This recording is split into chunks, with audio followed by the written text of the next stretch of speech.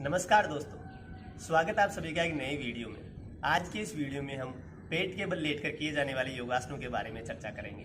पेट के बल लेटकर किए जाने वाले आसनों में बेसिक आसन है शीतलासन और मकरासन। बाकी सभी आसन हम मकरासन और शीतलासन से रिपीट करेंगे।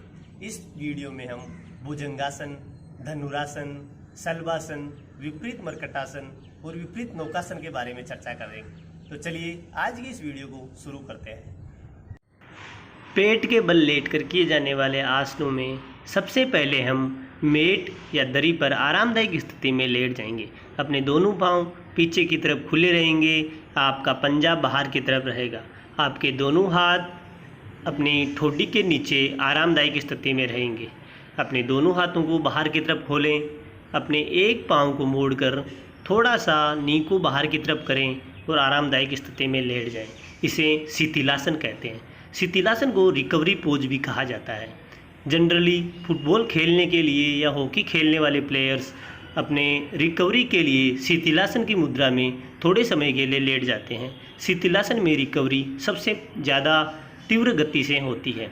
उसके बाद अपने दोनों पाँव को थोड़ा सा आरामदायक स्थिति में लाकर अपने दोनों हाथों को मोड़कर अपनी हथेली को अपनी ठोडी के नीचे लगाना है तथा अपने दोनों पाँव को एक एक करके मोड़कर अपने कूल्हे के ऊपर टच करेंगे।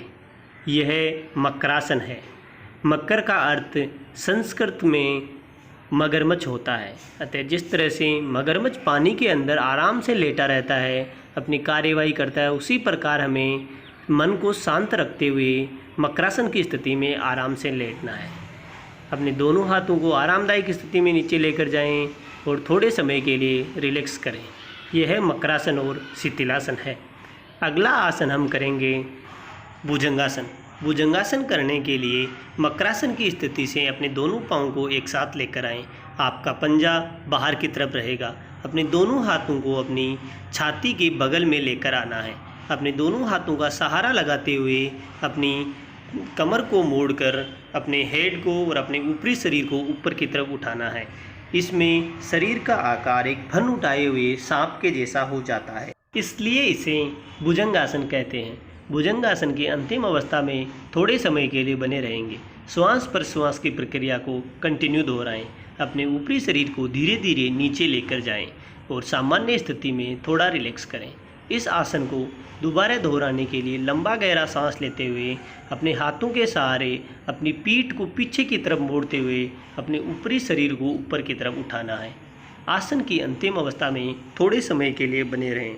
यह आसन करने से स्वपन, स्खलन आदि दोष दूर होते हैं। स्पेंडेलाइटिस और गर्दन संबंधी समस्याएं भी दूर होती हैं। इसके बाद में हम करेंगे सर्पासन। सर्पासन भुजंगासन का एक वेरिएशन है।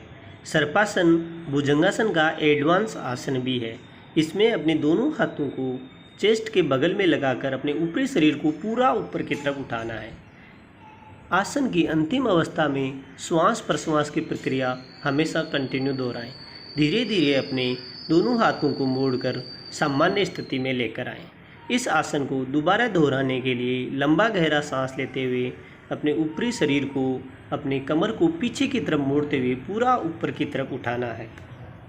यह आसन करने से छाती, हृदय, फेफड़े, रीढ़ की हड्डी तथा कमर सुदृढ़ होते हैं। आसन की अंतिम अवस्था में थोड़े समय के लिए बने रहें। धीरे धीरे श्वास को छोड़ते हुए सामान्य स्थिति में आएं। अपने दोनों हाथों को मोड़कर अपने ठोडी के नीचे लगाएं और मकरासन की स्थिति में थोड़े समय के लिए रिलैक्स करें। गर्भवती महिलाएं, हर्निया, अल्सर आदि के रोगियों को यह आसन नहीं करना चाहिए। मकरासन की स्थिति में थोड़े समय तक रिलैक्स करने के बाद में अगला आसन हम करेंगे शलभासन। शलभासन करने के लिए मकरासन की स्थिति से अपने दोनों पाँव को एक साथ लेकर आएं। अपने दोनों हाथों को अपने दोनों जंघाओं के पास में लेकर आएं। इस स्थिति के बाद में गहरा लंबा सांस लेते हुए अपने एक पाँव को ऊपर की तरफ उठाना है।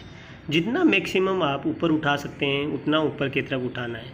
पाँव को धीरे धीरे नीचे ले जाकर सामान्य स्थिति में लेकर जाएं। दूसरे पाँव को लंबा गहरा सांस लेते हुए हमें ऊपर की तरफ उठाना है। यह है अर्ध शलभासन। अपने पाँव को धीरे धीरे सामान्य स्थिति में नीचे की तरफ लेकर जाएंगे। सामान्य स्थिति में लंबा गहरा सांस लेते हुए अपने दोनों पाँव को एक साथ ऊपर की तरफ उठाना है।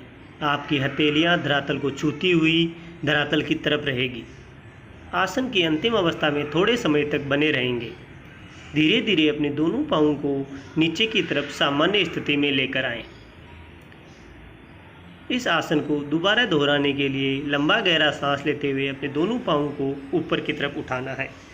शलभासन में हमारे शरीर का आकार टिड्डी के जैसा हो जाता है। यह आसन करने से कब्ज दूर होती है, छोटी आंत और बड़ी आंत साफ होती है, पेनक्रियास ग्रंथि ठीक तरह से काम करती है। धीरे धीरे अपने दोनों पाँवों को नीचे लाकर मकरासन की स्थिति में थोड़े समय के लिए रिलैक्स करेंगे। अगला आसन हम करेंगे धनुरासन। धनुरासन के लिए शलभासन की स्थिति से अपने दोनों पाँवों को थोड़ा नज़दीक लाकर दोनों घुटनों को मोड़कर दोनों पंजों को ऊपर की तरफ करेंगे। अपने दोनों हाथों को पीछे की तरफ ले जाकर अपने दोनों पंजों को दोनों हाथों से पकड़ना है। लंबा गहरा सांस लेते हुए अपने दोनों हाथों से और अपने दोनों पाँवों से अपने शरीर को दोनों तरफ से ऊपर की तरफ उठाना है। इसमें शरीर का आकार एक धनुष जैसा हो जाता है, इसलिए इसे धनुरासन कहा जाता है। धीरे धीरे श्वास को छोड़ते हुए सामान्य स्थिति में आएं।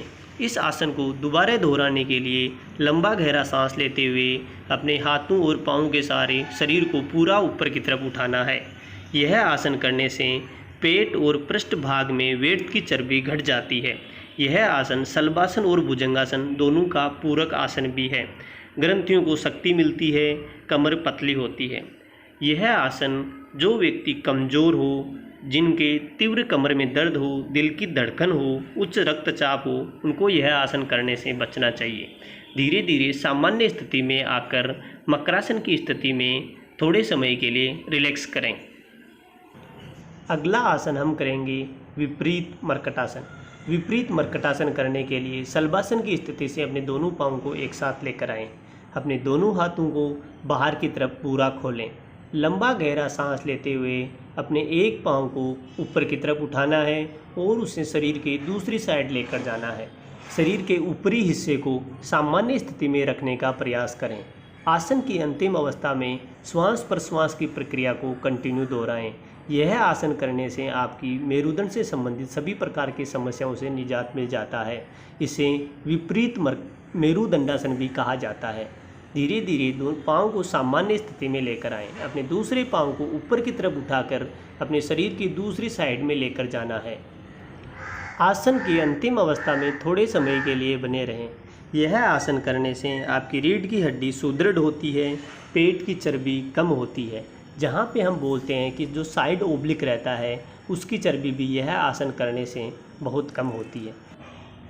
सामान्य स्थिति में आकर मकरासन की स्थिति में थोड़े समय के लिए रिलैक्स करें। अगला आसन हम करेंगे विपरीत नौकासन। विपरीत नौकासन करने के लिए शलभासन की स्थिति से अपने दोनों पाँवों को एक साथ लेकर आएं। अपने दोनों हाथों को सामने की तरफ सीधा करें। लंबा गहरा सांस लेते हुए अपने एक एक पाँव और एक हाथ को ऊपर की तरफ उठाना है। आसन की अंतिम अवस्था में थोड़े समय के लिए बने रहें। यह अर्ध विपरीत नौकासन है। इसी प्रकार हम दूसरे पाँव और हाथ के साथ में इसे दोहराएंगे। आसन की अंतिम अवस्था में थोड़े समय तक बने रहने के बाद में अपने हाथ और पाँव को नीचे की तरफ लेकर आएं। उसके बाद अपने दोनों हाथ और पाँव को एक साथ ऊपर की तरफ उठाएं। यह पूर्ण विपरीत नौकासन है। यह आसन धनुरासन, शलभासन और भुजंगासन इन सभी आसनों का समन्वित रूप है। इस आसन को दोबारा दोहराने के लिए लंबा गहरा सांस लेते हुए अपने हाथ और पाँव को एक साथ ऊपर की तरफ उठाएं। यह आसन करने से पीठ, कंधों और पाँवों की मसल्स में बल मिलता है तथा इनकी कार्य क्षमता में अच्छा सुधार होता है। इसके बाद मकरासन की स्थिति में आकर थोड़े समय के लिए रिलैक्स करें। उम्मीद है दोस्तों वीडियो आपको पसंद आया होगा, तो आपकी तरफ से एक लाइक का बटन ज़रूर से बनता है। वीडियो की रिगार्डिंग आपके कोई भी कमेंट और सजेशन हो तो हमें कमेंट करके ज़रूर बताएं। चैनल पर आप नए हैं तो चैनल को सब्सक्राइब करें और बेल आइकन को प्रेस